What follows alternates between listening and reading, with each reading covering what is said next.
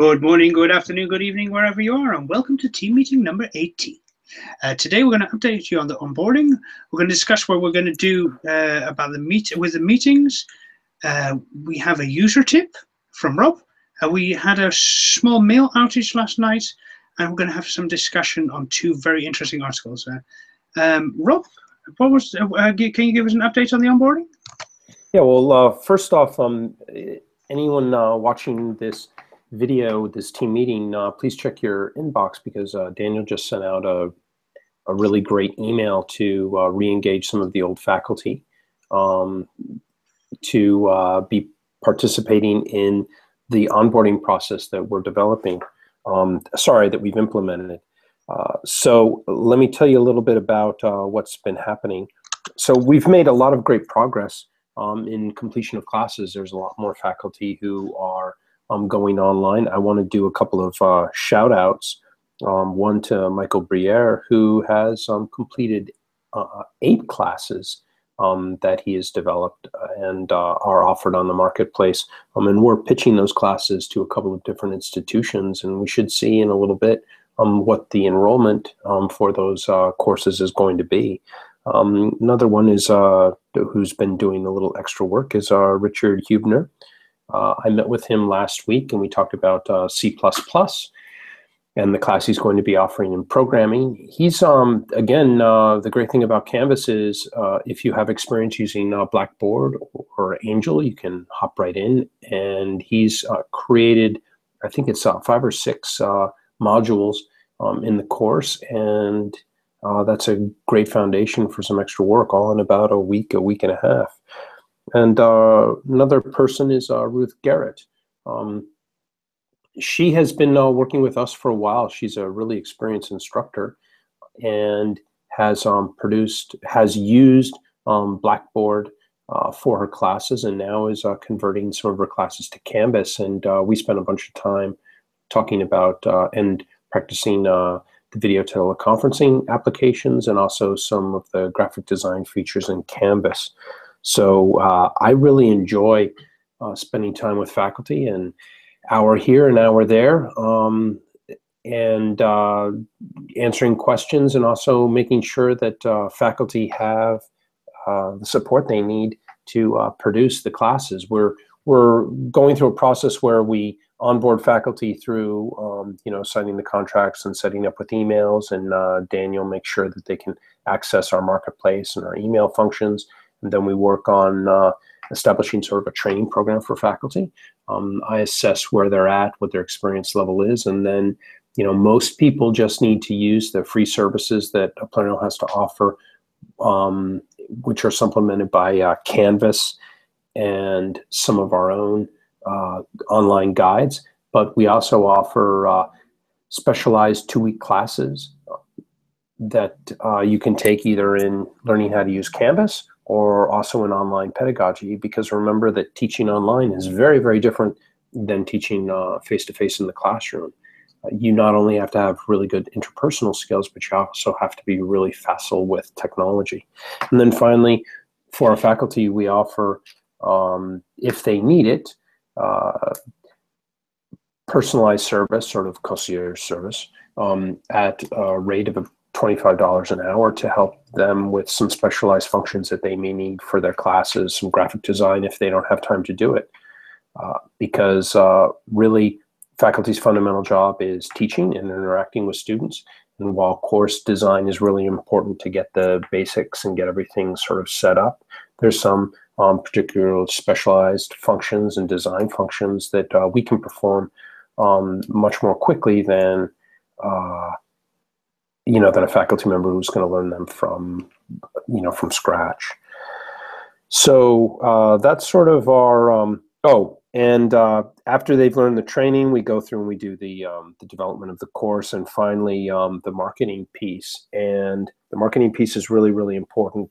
Once training's done, we send out a faculty questionnaire, a pitch sheet that Daniel developed, that people fill out, and then we use that information in the development of your specialized landing page. And finally, then it's the last marketing the marketing sections to institutions, NGOs, and also the World Wide Web, which we're working on. So it's all a really fun process, and I like it much better than what we had 2 or 3 months ago. Daniel's done a great job of implementing that piece. And to be perfectly honest, I'm having a lot more fun.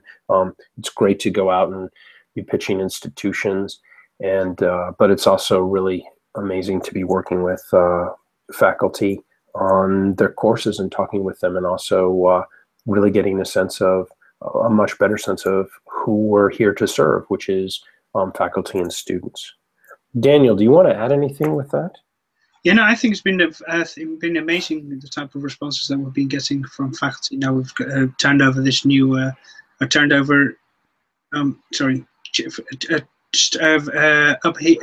upheaval within the onboarding. And we're actually getting far more closer to faculty. We have high touch with faculty. We're actually talking to faculty, and of course, and every single time new faculty members are seeing and old faculty members are seeing that we're just so much closer to our faculty, and they're just coming back.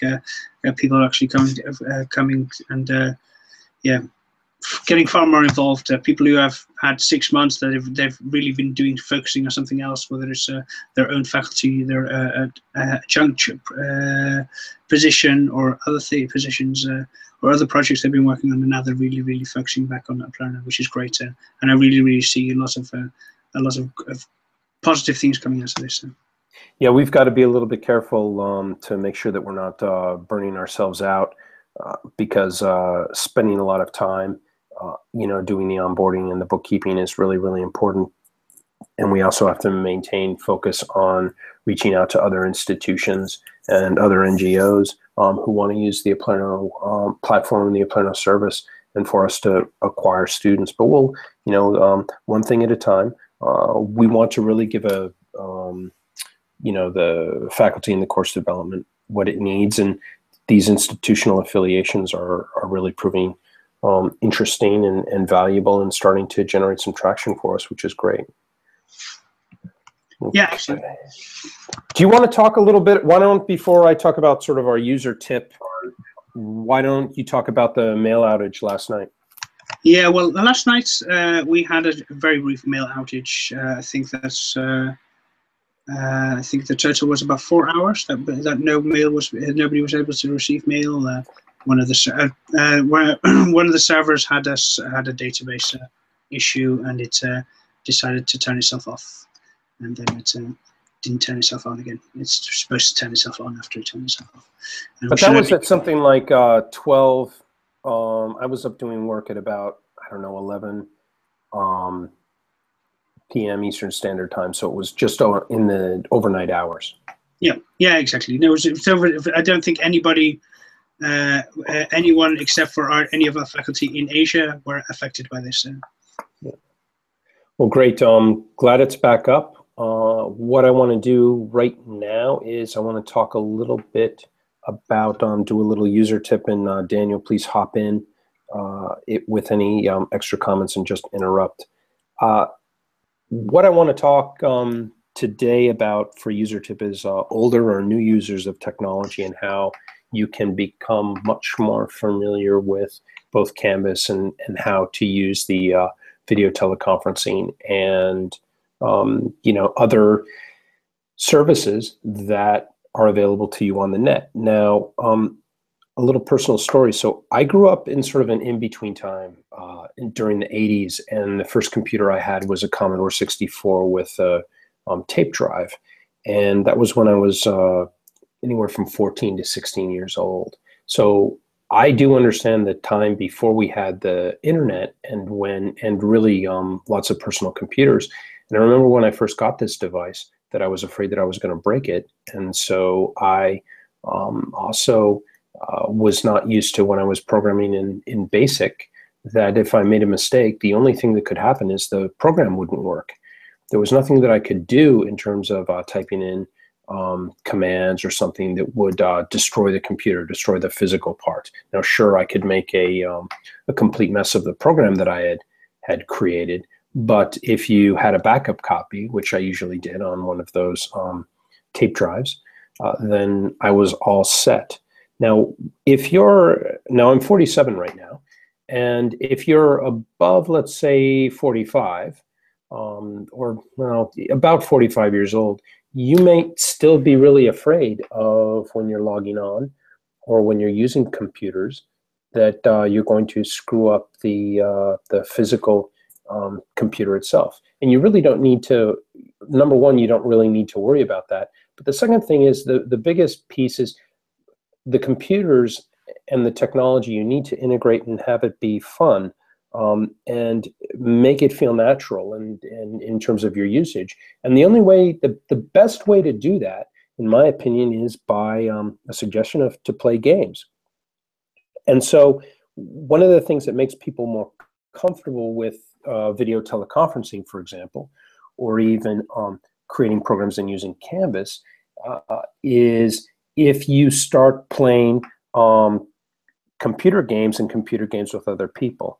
So a suggestion or a tip that I have for you is become a gamer, and become a gamer of a certain type of game. And these are what are called MMORPGs, which the most famous one is Worlds of Warcraft. And you can go to a place called, you can go to World of Warcraft, Google it, and you can download for a month a free section of the game, which will allow you to create a character. And what you do with this is you create a character, and in the game itself, there's a tutorial. It teaches you how to use Worlds of Warcraft, and it's really, really simple. You start off with really simple missions, but the neat thing is that you also have a couple of things that we're using with Canvas. One is a chat function, which is when you go online, you're going to find yourself interacting with people from all over the world, and you can get into conversations with them. When I was a new father, the boys would be in the crib taking their afternoon nap, and I had about an hour where I was sort of like by myself, and while I should probably have been taking a nap, I just needed to sort of escape. So I would escape by logging online and playing Worlds of Warcraft. And what's really, really interesting is after a couple of weeks, somebody said in the chat room, in the chat function in the dialog box, they said, "Oops, my child just woke up. I've got to go feed them." And then a whole bunch of people would say, "Wait, you mean you play when the kids are napping too?" And so when you start to play these games and also start to go online, you'll find that there are communities that you can connect to, and communities of people that probably are really, who have the same interests and some of the same issues that you're dealing with. And gaming can be a way to connect with people and, again, feel comfortable and learn how to use different kinds of technology. If you're not interested in sort of Worlds of Warcraft, I'd ask you to take a look at probably one of the largest, I think it's the fourth or the fifth largest online video producer on the planet, and that's the website Twitch, Twitch, Twitch, which is a huge network of people who are online playing games and talking to other people while they're playing games. And you can use that service to figure out what kind of MMORPG you're interested in. But also, if you're a teacher and you're, let's say, and you don't have a huge amount of experience with technology, you can use Twitch to see how people use free video teleconferencing software to engage different communities and people from all over the planet, and use that as a way to learn about the tech and learn about the games, and also maybe take some of those lessons in interaction to your Canvas class.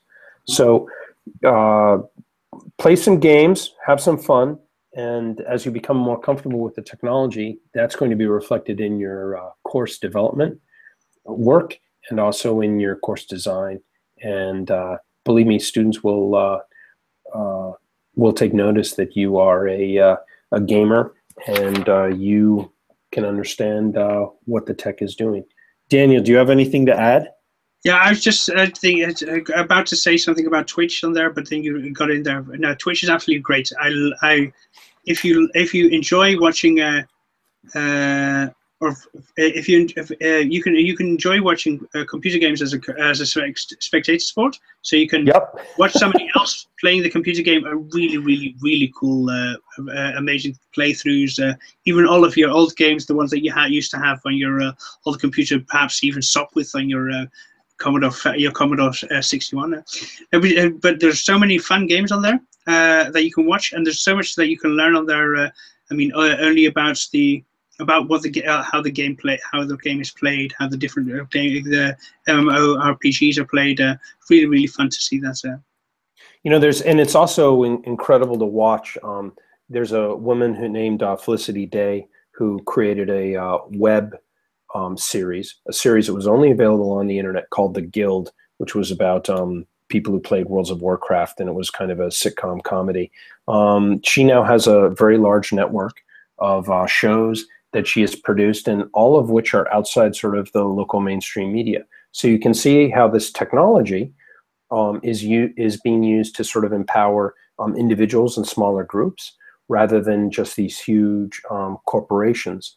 And the viewers, I took a look at one feed this morning, and it was with a person who was playing the latest version of Worlds of Warcraft, and she had 20 million people who had viewed this feed, and was talking with people who were typing in about hey how was your weekend, and about different things that they had experienced in the game, and it was absolutely fascinating. Where would you get? I mean, think about a television show where you're actually interacting with the characters that you're seeing.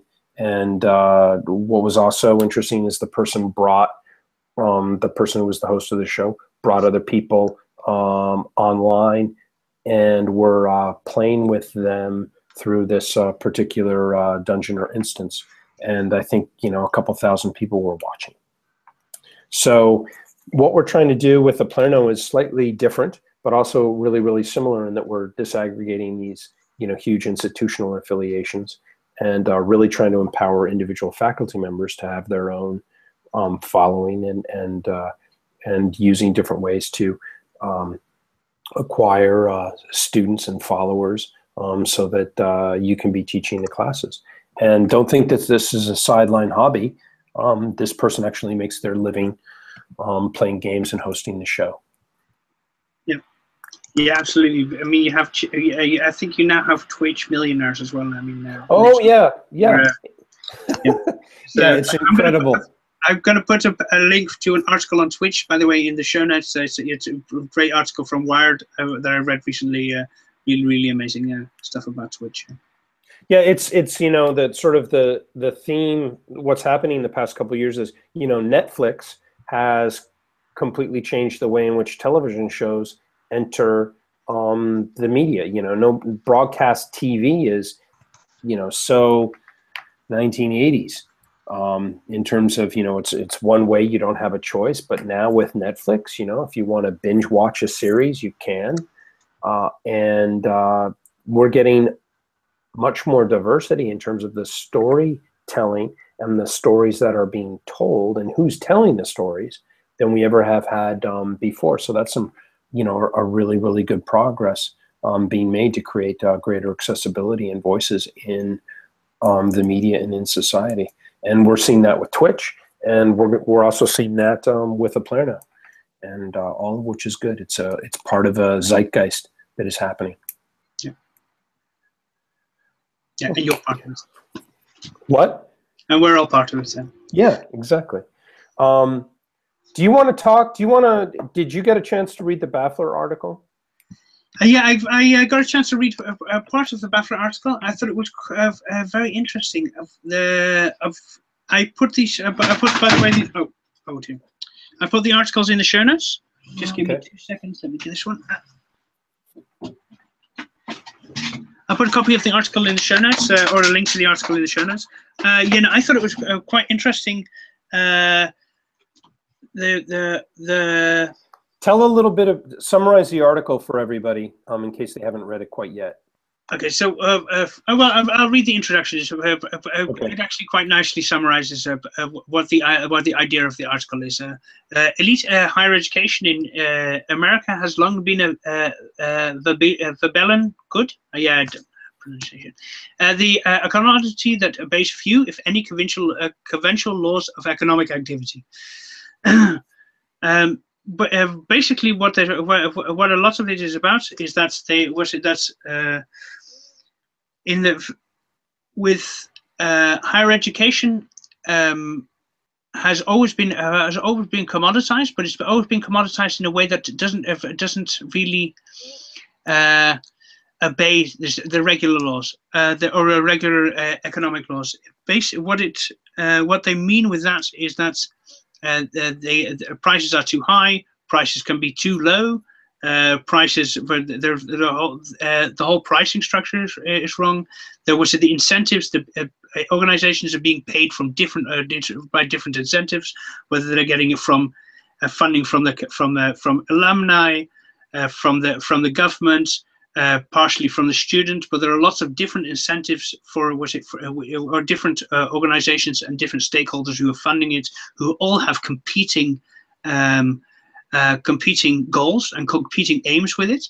It very much also reminded me of an article that I read this weekend about European institutions, where they're actually saying to European institutions that they should focus far less on teaching and far more on science and doing hard science and doing the research, because institutions and universities can earn far more money and have far more reach, and countries can get far more prestige by doing research rather than teaching people. But this is basically the idea of the article as well. Yeah, I really liked it because of, like you said, it really took issue with the fact that you've got these goods, i.e. a degree, and what determines the value of the degree isn't the educational value, it's this concept of scarcity and eliteness. So, for example, if I buy a bag, what is the difference between a Gucci purse and a regular purse that I might, or a regular bag that I might hold my goods in? Okay, my wallet, some clothes, etc. The brand name is the thing that determines the difference in value. Now, in higher ed, what's weird is that as price goes up, usually there are new people that enter a market and increase the supply, okay? And so then price is forced down through competition. Now, in higher ed, people aren't creating these multi-billion-dollar institutions every day. In fact, the new higher educational institutions like Oplerno that are created are, they're rare. And because of that, you don't have the types of pressures in terms of competition that lower price and help create a healthy environment to also increase quality. So you have to ask yourself, when you're paying $40,000 to $60,000 a year to get a degree from a U.S. institution, what actually are you buying? And what people are saying is that we sort of expected at the elite institutions, you're still able to kind of like get away with sort of prestige and name to get you a job. But at the, anywhere from the top 5% on down, the name isn't getting you that job. So you can end up taking on huge amounts of debt and really realize that the type of education that you got wasn't really worth it or didn't help you out and didn't help you attain a job, create a business, or develop a lifestyle. And it's really one of the rare articles that that I read where they basically say that the current system really is broken and doesn't have a lot of legitimacy in terms of the way in which price is created. So check it out. But it's also good if you look at who's actually the way to actually create legitimacy or to create, say, a name brand. One of the ways that lots of universities or lots of institutions are now pursuing is the research time, the research and putting all their top people, all their tenure staff on research. for a lot of that means that a lot of their money and a lot of the income goes to research, and the actual teaching, and it becomes a lost child. It becomes a forgotten part of the whole institution. While they're so focused on these large grants and these large research research projects, you have a lot of with huge numbers of postdocs and and doctoral students doing a lot of work. They're not really focusing on, say, the core business of what we would think that the core business of the university would be. Yeah, and the interesting thing is with those large grants is you're talking about generally large grants from the National Science Foundation, which are generally focused in on the sciences and some of the social sciences.